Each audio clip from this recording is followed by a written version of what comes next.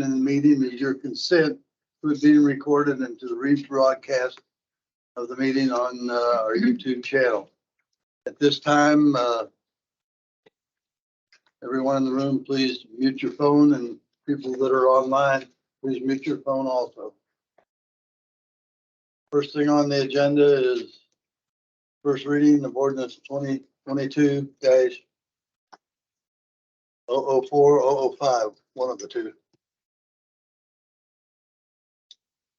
Okay, this is an ordinance amending and restating an earlier ordinance 2020-10. That one was called restating and establishing parking regulations in the town of Culver, Indiana. That one involved also when the school requested we add parking restrictions for the new pickups area and drop off. They no longer want that. They've changed that. So this would eliminate that. Then the other parking restrictions are outlined in Chapter 73 parking schedules of the Culver Code of Ordinances. That's what we're modifying. It's kind of like a chart in our ordinance. And I've listed all the ones that have been previously listed that I've sent you guys. The one change we're definitely gonna have to make before you can pass this on first read, or you can make it pending this change. Madison Street, I think I copy pasted something incorrectly. It should read 2-hour parking on north and south sides from Ohio Street east to end, which is the Cove property, Friday through Sunday and holidays, 8 a.m. to 4 p.m. On Madison Street west of Main Street, and in front of the bed and breakfast, a handicap parking spot will be marked inaccessible. So I'll make that change. And then these others that we made, in a lot of cases, we are simply changing the ordinance to match our signage. You know, like a street may have said on the east side, no parking, when in fact it's on the west side. It may have said no parking up to Coolidge or College, when in fact it was up to Academy Road. So we've made this match our signage. And then we also added Washington Street, because as you know that we made that a one-way street. So we have no parking on the south side of Washington Street from Lake Street to Coolidge Street, and with 2-hour parking allowed on north and south sides, which is over here. It's the same parking we have now, but we needed to add this one-way chunk to match signage there. That's one of the only new things, as well as one of the streets that we've never marked was Tampa. It's a really narrow street on the south end of town. You can't park a car on either side and get another car past it. And even though this is not an issue, we don't have cars parking there. We decided to go ahead and mark it that way in the ordinance, and we'll do some signage there. So that's the type of thing we added. In some cases, we actually are allowing more parking now. So for example, on College, there's parking on both sides of College, and it's not been an issue. You can get cars passed through. It's a wide street. So Wayne had me change that type of thing as well. Jenny, on the section east, on Madison Street, east of Main Street, you said on both sides of the street, the parking is Monday through Friday, 8 to 4. There are, next to the lift station there are not parallel parking spots, but vertical parking spots. Are those included in that restriction? Yeah, well, it's not restricted on that side. On the south side of the street? So Right. Madison Street going east of Main Street on the south side of the street, which is where the old auto parts store was. After you get past the auto parts store and get past the alley, there's a lift station, and then there are 4 or 5.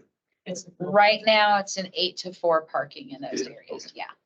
So the restriction is the same on both sides. It's 2-hour I didn't parking. know if it applied to those horizontal parking spots.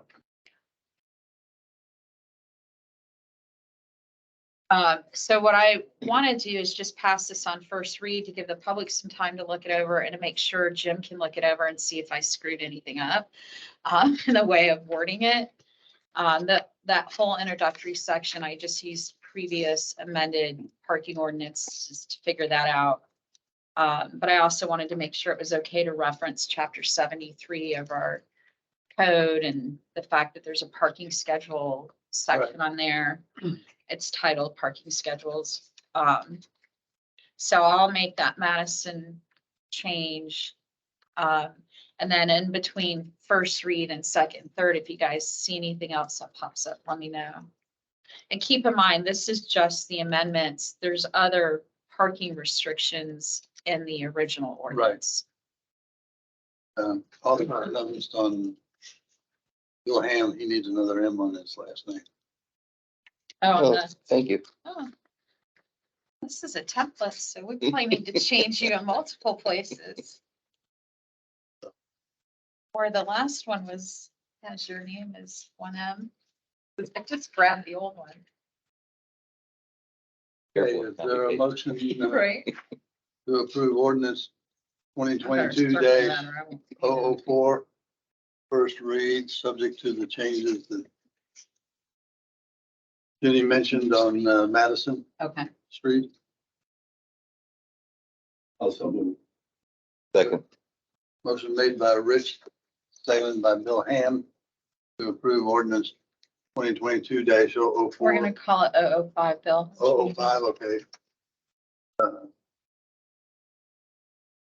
On first read, any questions? All those in favor say aye. Aye. Opposed, same sign.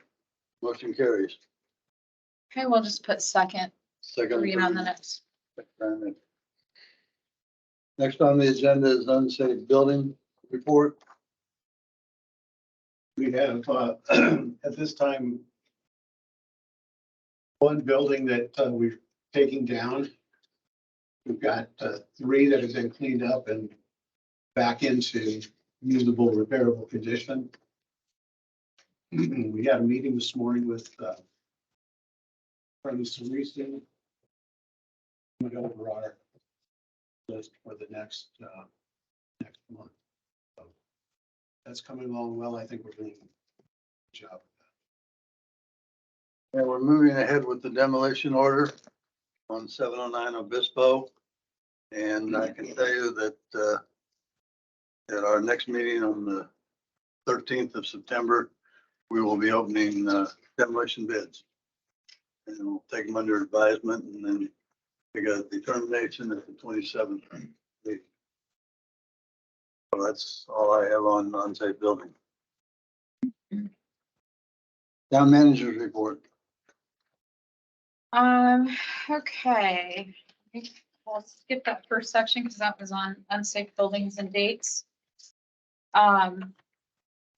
Lake Max Phase 3 and Slate and Jefferson Trail are still in the works. Just an FYI, since I brought up Lake Max Phase 3, I did receive an email from the academy that they're signing that agreement. They've asked about when to expect the trail easement agreement. So Mike Reese is handling that process. Water project proposal for Midwestern. I let Wade know that we have to make a paragraph adjustment on this easement. So he and his attorney and Al will review that. That's a requested item, not us. So I will get that to Wade. And we will have to go back through having you all sign that because it also has to get notarized. Peerless proposal for the new well is dependent on that status, so I'm leaving that. We'll skip over digester blower. BS engineering proposal. This is for the community crossing grant that's due on August 31st. I've started that grant application. I'm about halfway done and I plan to finish it tomorrow so that we can get that submitted. I get back from vacation on the 30th. So that one's one of the reasons we wanted to get that done early. We do have the engineer's estimate for that and everything we need for that. So that should not be an issue for us. I'll skip over the park department stuff because that's status quo right now. Under town manager updates, I've got a note here about the snow removal contract. Bob and I would like to go ahead and put that out for bid, with Karen's suggestion that we start looking closer at some of the contracts that are ongoing like that. This particular one, we were thinking we'd put it out for bid, and then have them due back for the September 26th meeting or the first meeting in October, depending on when Bob and I get that out. We'd like to give at least 30 days for that, but we'd also like to get the bids opened before snow starts arriving. So we will work on getting that out if you guys are okay with that. That's the contract. Commercial area, Yes, yeah, on that part, we're parking up there. right. Parking ordinance updates you just took care of. I left the memo to the county regarding emergency services on there. There's nothing new to report under that. Comprehensive plan, the next meeting for this is on Thursday. Hopefully some of you can attend that. I will be out of town, but MACOG is planning on doing some engagement activities and also going over a discovery report. So it'd be ideal for as many Culver Crossroads people to attend that as possible. Community crossing grant, I've already covered that. I will get that turned in tomorrow. The current status of these is that we will be getting the paving done on these chunks.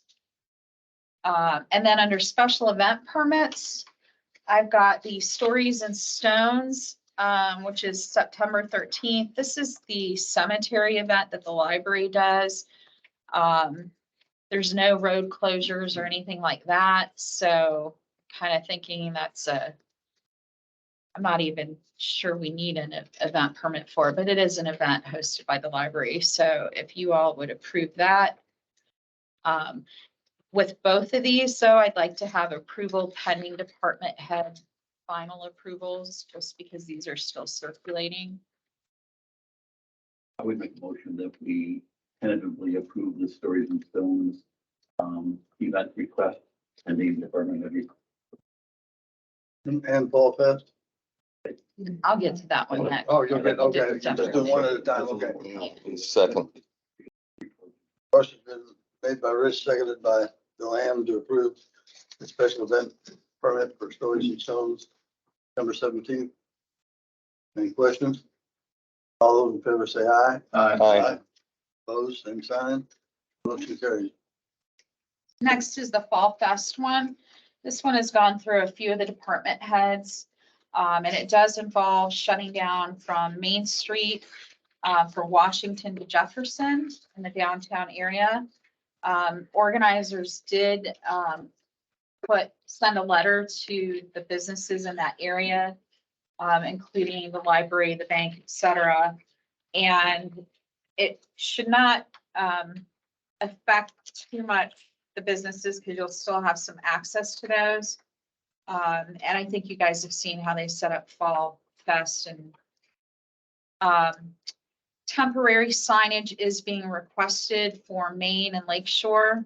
These signs would be at Washington and Maine and Washington and Ohio, and then Ohio and Jefferson, directing people to that area, 24 by 36 inches.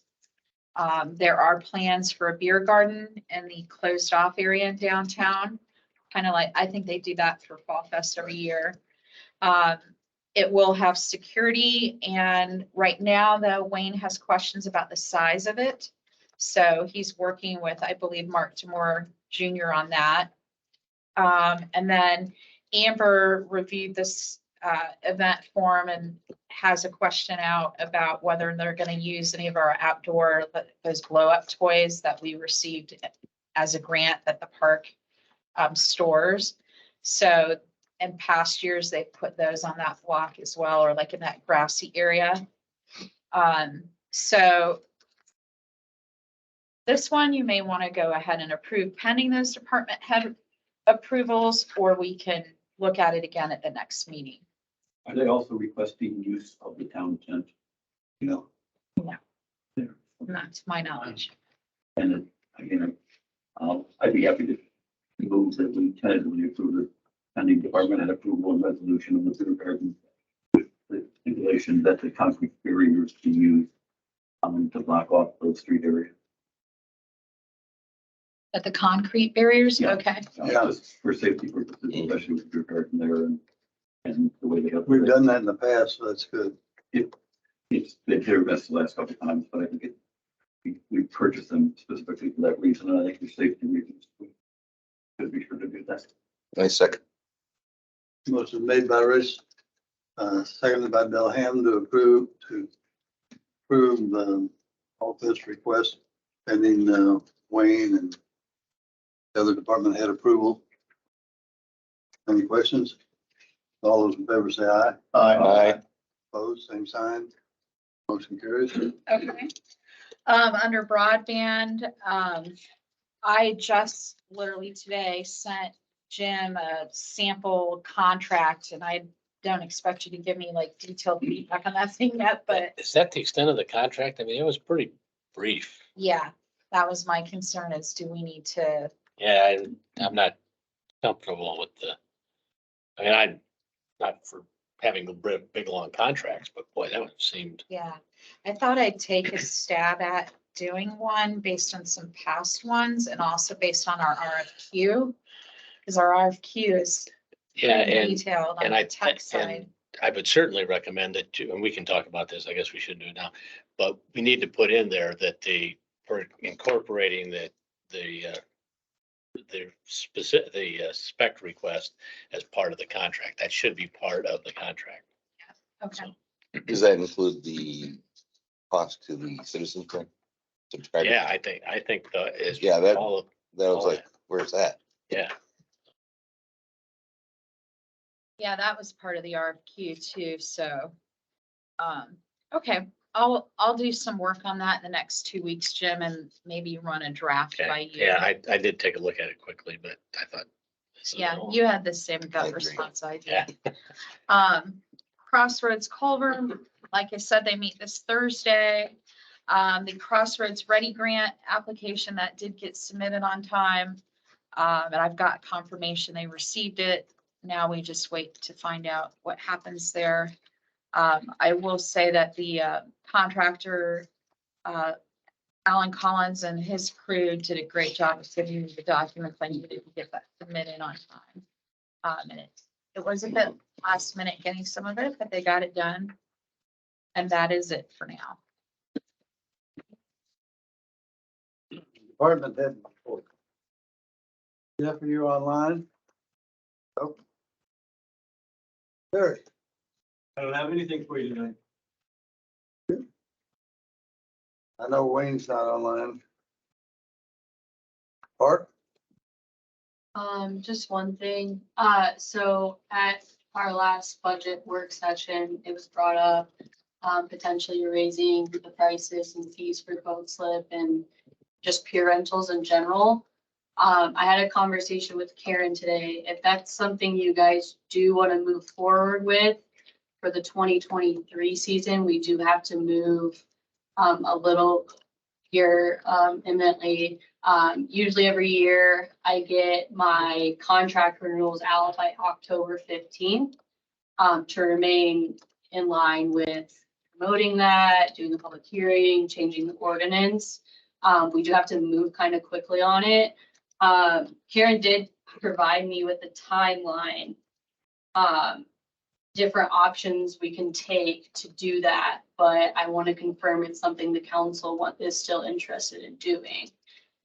I'm happy to share those timelines with you, but the first one is first, so to submit an ad to the Culver Citizen, we have to, the next one is August 24th, which is tomorrow, and that would then allow us to move to the September 1st ad in the Citizen, a public hearing with first reading September 15th, second and third, September 27th, sorry.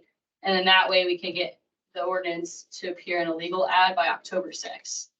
The other option is to submit the ad to the Culver Citizen September 7th. But then that would do an October 20th deadline for the ordinance to appear in a legal advertisement. So Just want to make you aware of, kind of the timeline to make that happen, because we do get those out yearly Right. by October 15th. So I want to make sure we're at least giving people the same timeline option. The other option is to do this in January for the following calendar Right. year. Right. And Yeah, do it now or do incorporate it into later. the budgets. Yeah. Or, yeah, exactly. Or we can just wait until the next season, but I just want to make sure we're following the same protocols as we do. each year. There's not much harm if you started the process, because you can always public hearing it, adjust whatever it is that you're thinking about. Mhm. I mean, you're out an ad and some publication or whatever, it's all you're out if you started right away. Change the effective date.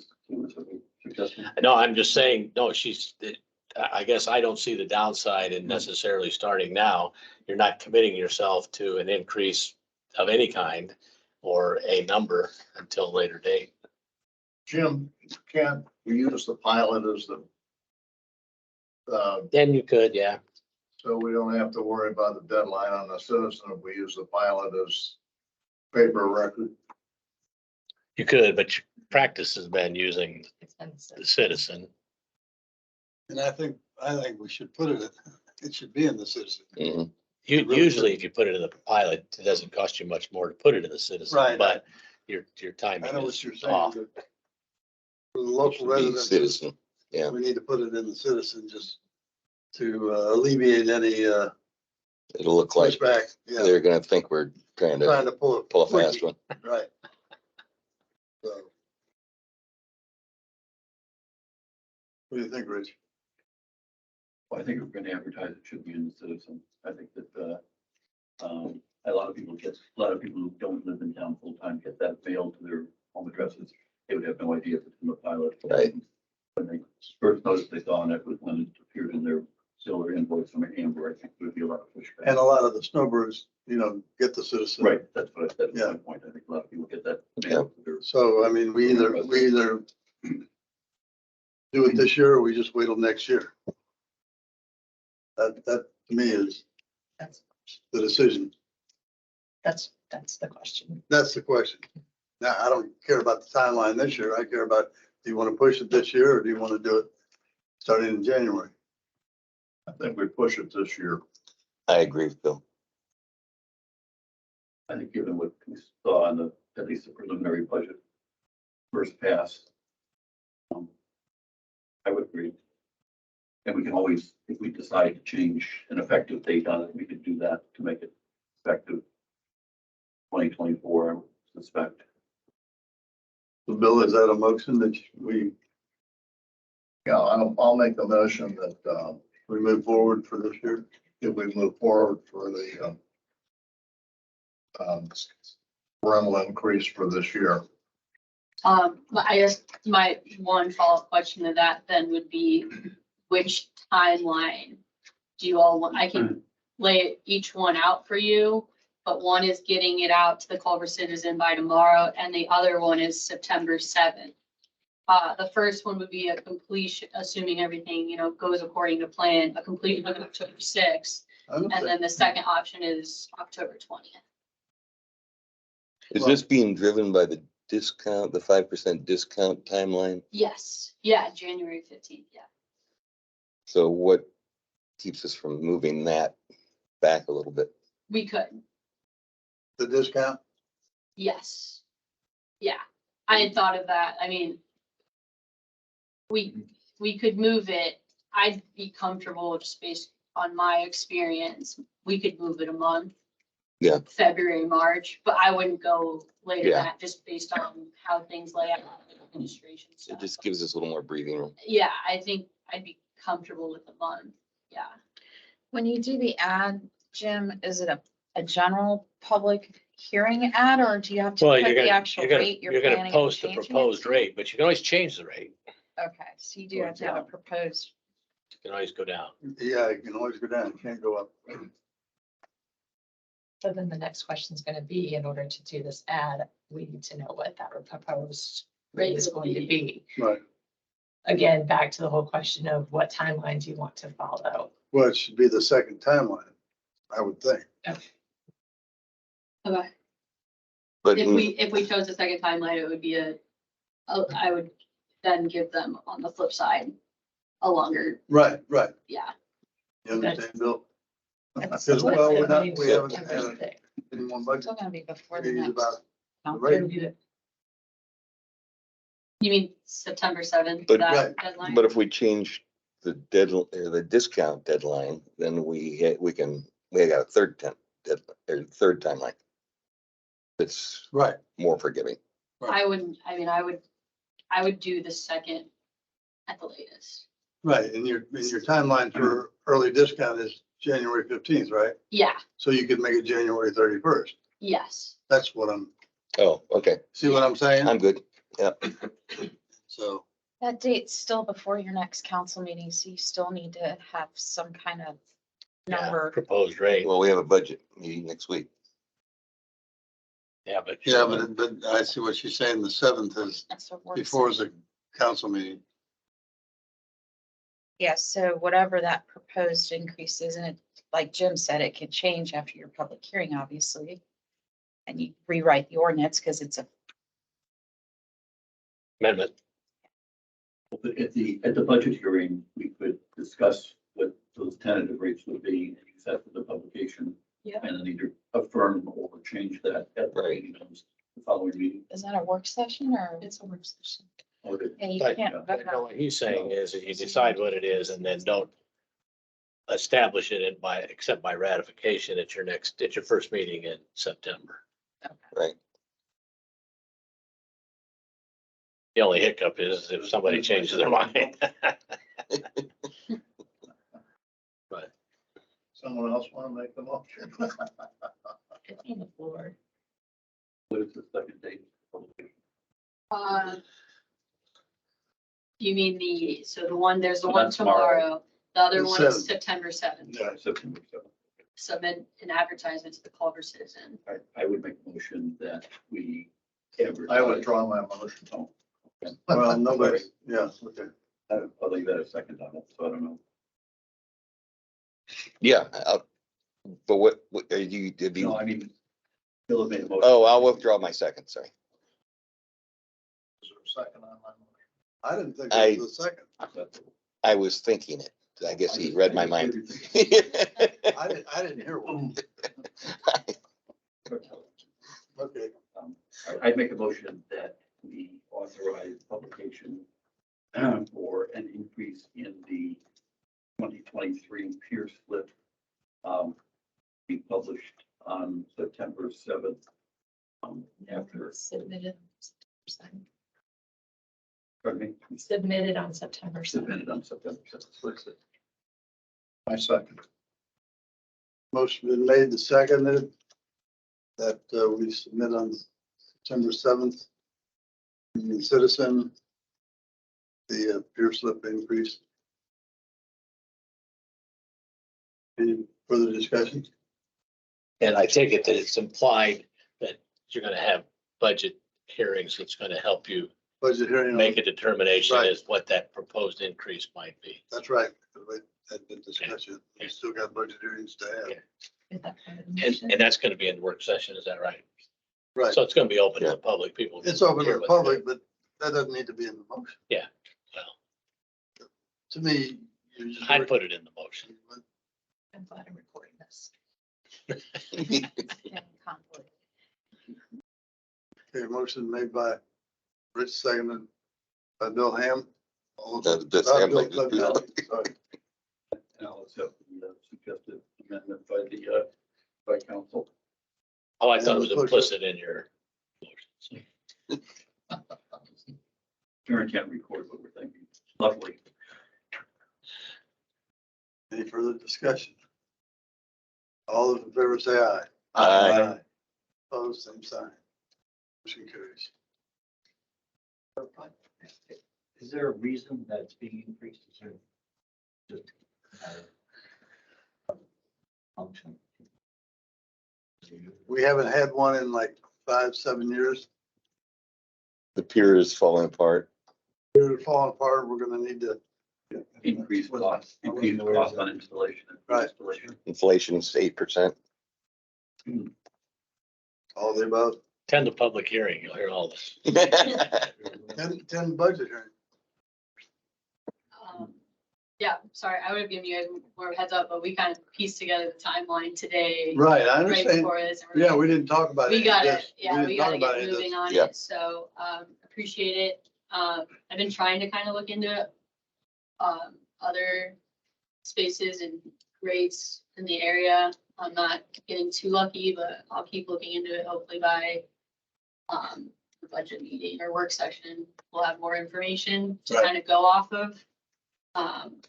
But, yeah, and then I'll definitely, put out to all of our peer space renters about that public hearing and potential change, so once it's scheduled. Because we'll have a sale, we'll have to sell it what we're doing, the Yeah, increase. yeah. Do you have historical labor rates or labor charges for the pier? Yes, Mhm. I think we'd want that. like when we do fixes and keeping. track Everything. of- Yeah, Any money that goes into it, plus yeah, absolutely. if they raise rates each year or whatever. Yeah, yeah. Installation. Yeah. Right. Sure, we can dig it up. Sure. Okay. We'll look into it. Anything else? That was all. Bob, are you online? Nope. Nothing on utilities?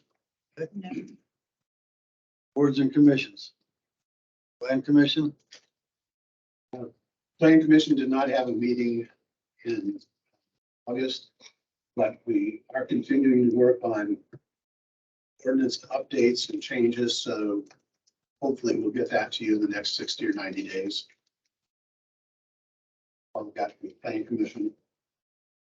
BZA, we added a new member, John Christ, and that looks like that's going to be a good fit, and we're excited that he's joined us, and I think that's all I've got from BZA.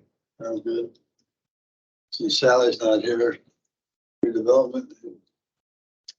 I don't think we have anything this time on redevelopment. Tree commission? Yes. We have taken down 3 trees of the 18 so far. So there's 15 lots to go. That's the good news. The bad news is we got 2 more requests last month, so we're still under the good. But we did, and I've said this, forgive me, because I'm getting older and I forget these things. I said it at the last meeting, the new tree removal service, Hooters number 2 or whatever it's called now. The owner of it is a sawmill north of town. And John Hilfrey and I visited the sawmill and amazing thing, really. But the owner said that he would be happy to buy trees if we wanted to take them down. So as an example, there's a hickory tree over on it's on Cass that we trimmed a couple branches, but it really should come down. And it's a nice straight tree, and their business is one of producing hardwood veneer for a furniture company over south of Fort Wayne. So he said he would buy the trees, and I said, would you consider just doing a trade for us? If there's any tree you take down and you could use the wood in your sawmill, would you give us a credit toward more trees? So I think we're gonna try to do that unless the face I see is against it. Disposing of property, there's a statute that says you're supposed to basically give everybody an opportunity. You're trading it for services, but Are these trees owned by the town or are they owned by the? No, they're all in the parkway. In the All the parkway. parkway, yeah, so they're down. So what? so the problem you got is trading for services, you don't know whether you're getting a true fair value for the property you're selling. If you can figure out a way to do that and it works, then okay. You know, one sawmill. I didn't Well, even know there it was doesn't one. necessarily have to be that. I mean, there are buyers, tree buyers that can tell you what the value of that is, and then you can compare what it is he's charging you, so. I see what you mean, but we're trying to couple that with the fact we have 20 trees. to take. Yeah, I get you, but And some of those trees are, you know, if you look inside them, they're rotten holes. So they wouldn't take all of them. So I will be happy to talk to you, Jim, about what's the best way to preserve Okay. this. But anyway, we can somehow get some remuneration for these things we take them down. They used to go out on 10 to the dump, and, you know, the big forest and tree bodies took out there. Never sold anything. 17 years. So that's it. Clerk's report. I've got four claims for your approval. The first one is the North Central ambulance sales, $149,084.29. That's for the ambulance that Steph is going to go pick up. Marlene will be paying half of that. She'll just reimburse the town. MCEDC $5,000, and that's for the economic development contract for the first and second quarters. She's the CEO of that organization is supposed to be coming at the last meeting in September. She's been asked to please put on the agenda. So if you are okay with that as fulfilling some of their contractual duties, go ahead and approve. If not, tell me to hold it. The last two, seller services, $3,008.32 is for sidewalk snow clearing. For some reason, they never got an invoice, and the seller services $4,411.45, and that's for the Main Street flower bed maintenance. You said something about the snow removal. So, well, if you'll remember, I mean, it's not, that's not just the total amount we pay No, per event. right, So if there's fewer snows, we pay a little bit less. I understand. Was it at least for 2022 snow removal? That was, I believe it was this year's snow removal. Is there a motion to approve claims over 2,500? I'll move. Is there a second? Second. Motion was made by Bill Clevenger, second by Bill Ham to approve claims over 2,500. All those in favor say aye. Aye. Opposed, same sign. The other thing I have is at the budget work session we had last week, we set a meeting date of August 31st to follow up. And I'm asking, there, a number of meetings have come up on that day, turning into a rather busy day, and we can move that to September 1st. I talked to Marlene, she's okay as long as we can do emergency services, like EMS, fire, and park after 4:30. So I was thinking, do them at 4:30, do the clerk's budget, the street department, and police, maybe start at 3 or 3:30. Everybody okay with those changes? Yeah. Rich, you okay? Yeah, I have to move something around, but yeah. Sounds good. You start at 3. Yep. It's a 3 or 4 hour meeting. Hopefully it will not be a 4-hour meeting. Okay. I hope so too.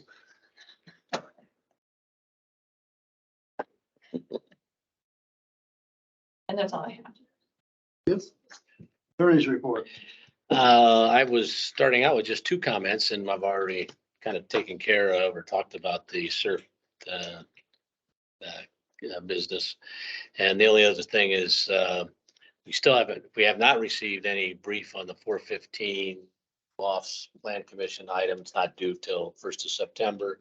Don't expect to see it anyway, but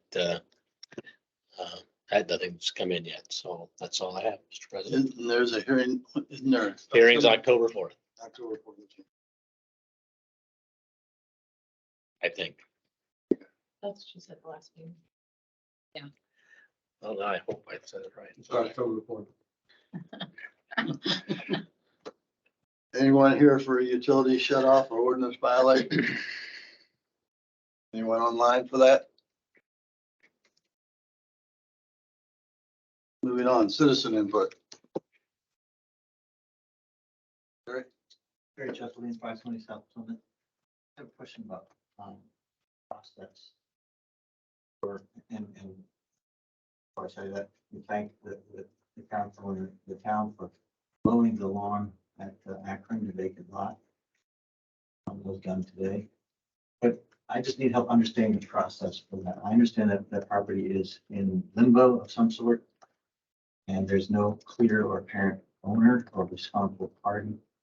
So the town has to take it upon itself to enact whatever powers to mow it. And if that's correct, how is that, what's the timeline for that process? Once it goes through sheriff's sale, I believe the county commissioners hold it for a year. Is that correct? And then they can usually have a commissioner's sale before that. And then- 4 or 5, 6 months. So the previous owner, in his mind, it's been sold. Right. The new owner doesn't own it yet. So it doesn't get mowed until we mow it.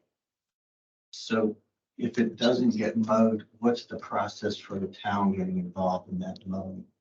We can put a lien on it for our I costs. mean, there has to be a We grass. write a letter. You write a letter to the current owner. When they don't do anything, after 10 days, you can go in and you can mow it, and then you can put a lien on it. If they don't pay the fine, you put a fine on it, and then if they don't pay that, you can put a lien on it. So typically, what kind of a time frame? From when it's observed to be mowed to, Yeah, well, we observed it last week. They just didn't get, we could have mowed it last week. They just didn't get to it from a time standpoint, our crew. Right. But it has to be at least 8 inches tall. Then you can send a letter at that point. You wait 10 days, and at that point, now we're gonna mow it and fine you, and then you send a fine letter. They have so much time to pay that, which I think is maybe longer than 10 days, but, and on and on. and I guess my point is that it hasn't been in excess of 36 inches. I'm just trying to figure out how we can avoid this. It becomes such an eyesore. And if we know that it's not an easy fix, that it's in limbo, can we not start the process so that we catch it before it becomes 24 inches, or something like that? It just depends on if we even know about it, if we have time for it. It's just a matter of, I can get notified and I might not write the letter for 4 days, and then I put an expiration on my Outlook calendar and I notify Bob if they can't get to it right away. It just totally depends on resources. What can I do as a citizen? Nothing. There's nothing you can legally do.